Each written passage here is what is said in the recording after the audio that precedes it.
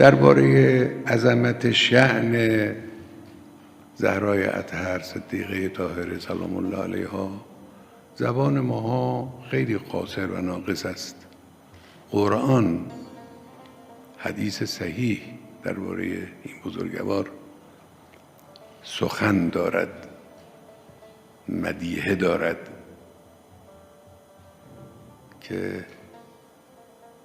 برای ذهن ما و فکر کوته ما فهم این مدیحه ها هم احتیاج به تأمل و دقت داره.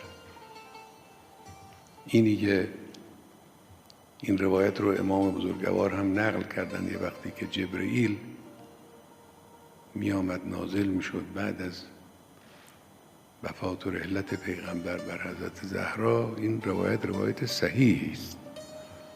به سند این روایت ما نگاه کردیم، سند معتبر در نهایت اعتبار، جایی هیچ تردیدی نیست.